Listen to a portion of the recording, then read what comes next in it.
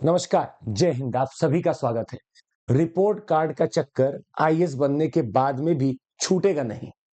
और ऐसा हम इसलिए बोल रहे हैं क्योंकि एक बहुत ही प्रसिद्ध आईएएस ऑफिसर हैं खेमका साहब, और इन खेमका साहब के ऊपर एक जजमेंट अभी आया है जो कि वर्सेस था हरियाणा गवर्नमेंट के, और इनको सुप्रीम कोर्ट ने कुछ एक अलग तरीके का जजमेंट दिया है।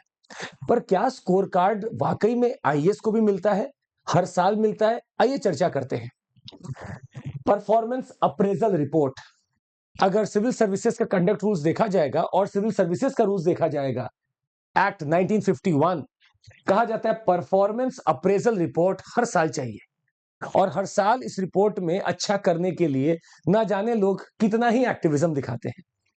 पर आइए समझते हैं आज निटिग्रिटीज कि आखिर परफॉर्मेंस अप्रेजल रिपोर्ट कैसे बनती है, कौन बना रहा है, और इसमें अगर नंबर कम आ जाए तो आपको क्या आईएएस से निकाला जा सकता है।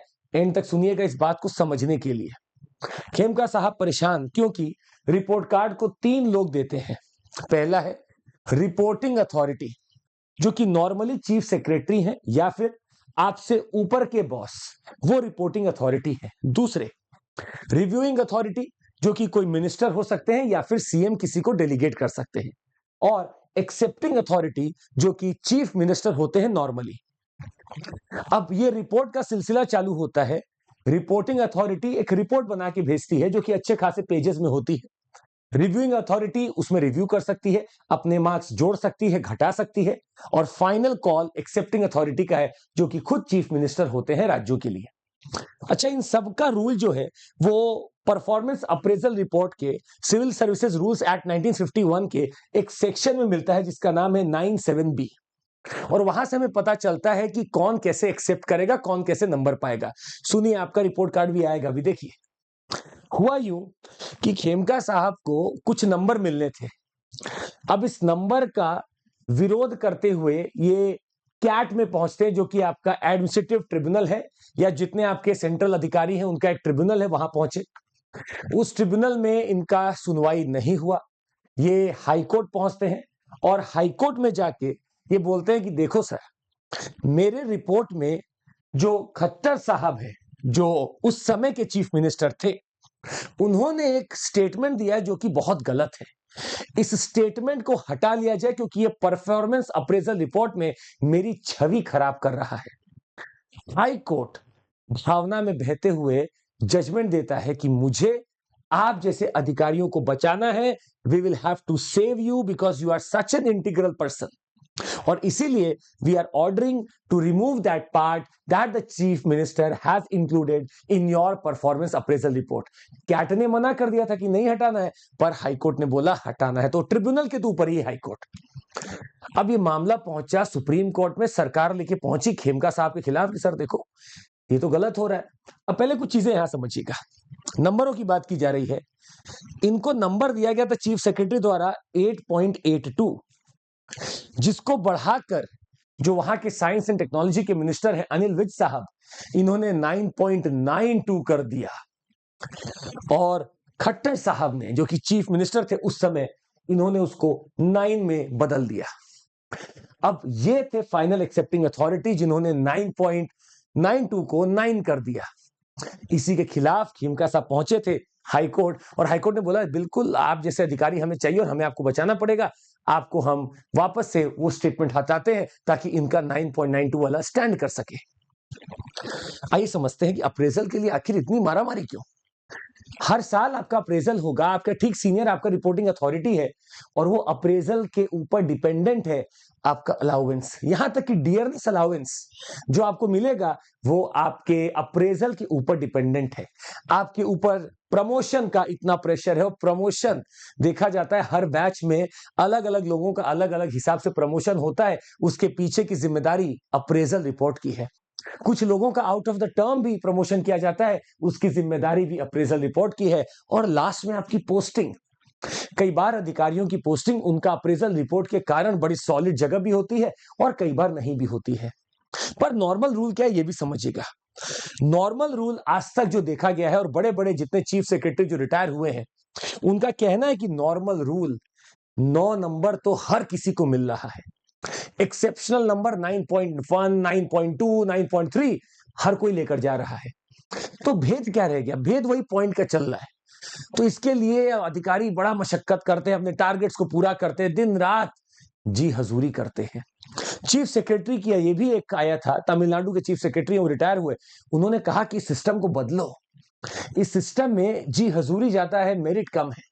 इसको बदलने की बात भी की गई थी, हालांकि अभी कुछ ऐसा बदला नहीं। पर अगर आप नॉर्मल 9 पा रहे थे तो कम क्या होगा? किसी को 7 नंबर भी मिला है। वो 7 नंबर क्यों मिला होगा? आप किसी से लड़ लिए हैं। किससे? अपने सीनियर से। आपको 7 नंबर इसलिए दिया गया क्योंकि आप वर्बल स्पैट में थे या आप एक कदम आगे बढ़ गए, तो आपका नंबर काटा जाएगा। और ये नंबर काटना मतलब आपका अप्रेजल अगर खराब हुआ तो आपकी पोस्टिंग, अलाउंस सब में दिक्कत आएगी, प्रमोशन में दिक्कत आएगी। और इसीलिए खेमका साहब अब परेशान हुए। खेमका साहब को लगा कि मेरे ऊपर टिप्पणी की गई है, मेरा स्कोर घटाया गया है, विच इज नॉट वारंटेड, इसको बदलिए नहीं तो मेरा करियर खराब करेगा। तो हाईकोर्ट ने बचा लिया, पर सुप्रीम कोर्ट ने समझिए क्या जजमेंट दिया। सुप्रीम कोर्ट ने हाईकोर्ट को बोला, honourable high court, we feel that you have intervened into an executive ambit. क्यों? क्योंकि जो प्रमोशन का, अप्रेजल का तरीका है वो एक बहुत बड़ा प्रोसेस है, उसमें सेक्रेटरीज इन्वॉल्व है, एडमिनिस्ट्रेटिव एक्सपर्टीज इन्वॉल्व है, वो अपने हिसाब से एक मैट्रिक्स बना के किसी को अपना नंबर दे रहे हैं। आप बाहर बैठ के एग्जीक्यूटिव के किसी डिसीजन को ऐसे ही नहीं बदल सकते। वो एक लॉन्ग प्रोसेस है अप्रेजल का जो चलता हुआ आ रहा है, आप इसको नॉर्मली नहीं बदल सकते। इसीलिए आपने यहां पे जुडिशियल ओवररीच किया है। आप अपने एम्बिट से बाहर निकल के एग्जीक्यूटिव एम्बिट में आप घुसे हैं, वापस आइए। And he said then, or maybe the Supreme Court said then, Honorable Supreme Court said that, कि आप खेमका साहब के पास और जुडिशियल रेमेडी लेने का पूरा चांस है, वो जाकर ले सकते हैं, केस कर सकते हैं, कोई दिक्कत नहीं है। पर फिलहाल हाई कोर्ट का जजमेंट जो है वो स्टैंड नहीं करता है। और जो भी खट्टर साहब ने बोला है वो उस समय एक्सेप्टिंग अथॉरिटी थे और अभी तक उनके पास कुछ समय था, और अभी 60 दिन का समय दिया गया है कि एक्सेप्टिंग अथॉरिटी जो फाइनल कॉल लेना होगा अब लेगी। तो सुप्रीम कोर्ट ने एकदम साफ किया कि जुडिशियल ओवररीच मत करो। मतलब जजेस में भी स्केलिंग सिस्टम तो होता ही होगा, जजेस का भी नंबर होता होगा, तभी तो बार बार देखते हैं। बहुत कम लोग सुप्रीम कोर्ट पहुंचते हैं और वही पहुंचते हैं जो या तो बढ़िया अपने रखते होंगे, बोलना तो नहीं चाहिए पर फिलहाल मतलब जो अपने अच्छे स्कोर रखते होंगे, या फिर जो ठीक ठाक बातचीत करने में होंगे, वो शायद आगे निकल जाते होंगे। सब लोग नहीं बन पाते हैं। यही ब्यूरोक्रेसी, जुडिशरी या कहीं पे भी यही सेम सिस्टम होता दिख रहा है।